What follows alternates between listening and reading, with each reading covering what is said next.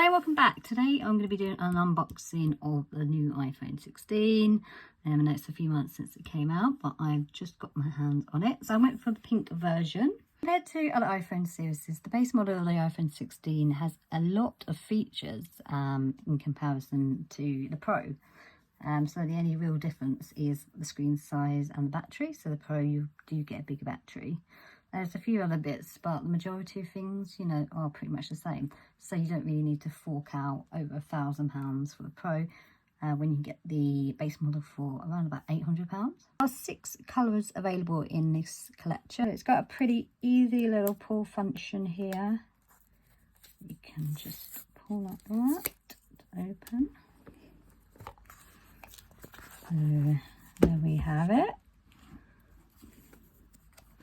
The camera, so my last phone was an iPhone 14, so the camera is very different. iPhone 16 has a vertical camera, so the one on my iPhone 14 is diagonal. It's also a tiny bit bigger than it is on my iPhone 14. It has 48 megabytes exterior camera, and on the front it has 12 megabytes. It's got an ultra wide camera. Let's take the little front bit off. Feel that. That's the front of it. Looks super sleek. The side, the back, and the side. And obviously it's got your standard USB-C charging thing, like that. And it doesn't come with the charger anymore. Obviously that's been the way for quite a while, so they want to save the environment apparently. Just stand out quite a bit on the camera, so you really can see it. And then obviously you've got the Apple there. So just turning it on for the first time. So with my iPhone 14, I normally had to press both buttons on the side, but this one I just pressed the one on the right, which is how it used to be. Just wait for that to load up. So we're loaded up in all these various different languages. Got quite a bit of battery life already. Just going through the setup process. So going for the appearance, you can go default, medium, and large. I'll go for normal. Looking for nearby devices. So we finally set up. This did take a very long time because in addition to transferring all my data from my old phone to my new phone, it also wanted to install iOS 18.1, which takes an hour as well. So expect around about sort of hour and a half, 2 hours to set up. Another new feature of this phone is the eSIM, so you don't need to physically put your SIM in, so this prevents damage of your SIM card. So was traditionally in the old phones, this was just for the silent button. You just click it on and off. It's slightly different. So this is the action button. So default, it will just switch between the silent and sound. To get up the other actions, you need to go to your settings and then go to action button. And then you can flick through the options. Silent mode, camera, voice memo, magnifier. And you can set up various shortcuts or no action, whatever, translate, controls. Recognize music, that's useful. You've got that song, you just can't figure out what it is. So you can do photo, selfie, video, portrait, selfie, although I don't know why you'd really want that on that particular option, so that's a bit annoying. Focus, so you can filter out distractions, do not disturb, etc. Torch, so you can have your torch on. Does it go on? No, it's not. That option is available. So there's lots of different things you can do there, but I would just stick to silent mode. So it's just easier for me. Ooh. Is it on silent mode? Yes. The next new feature here is this camera button. So that brings up your camera.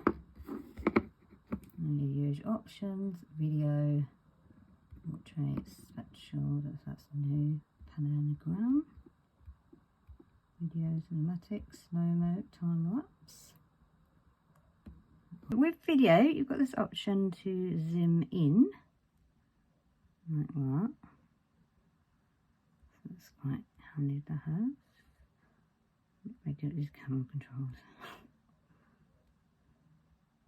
You can use that instead of, you know, the usual swiping like that. You can just, I don't really know what that is. These are some of the new wallpapers collections for the iOS 18. So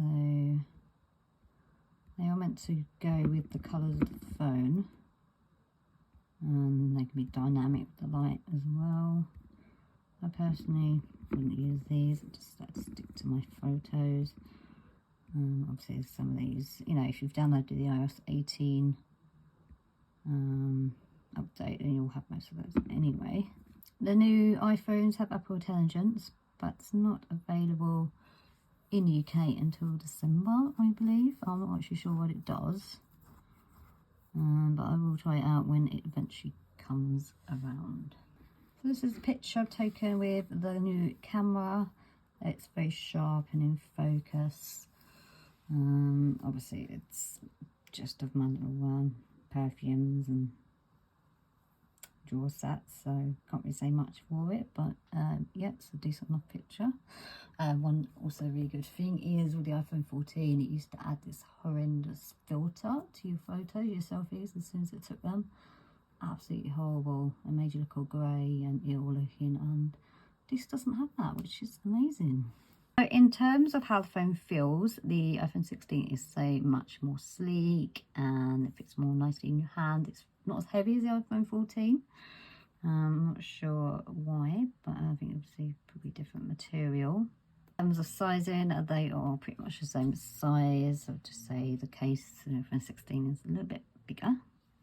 Processor is 40% faster than the older phones, so if you like to play the latest games, then they will work a lot smoother on your phone. So just to recap, the major differences between the iPhone 14 and the iPhone 16. I didn't get the iPhone 15 because it came out just a month after I got the iPhone 14, of course. So the camera's a lot better. So we've got 48 megabytes exterior ultra wide camera. Obviously we've got your action button, which brings your camera up straight away, so don't need to go flapping about getting it out that way.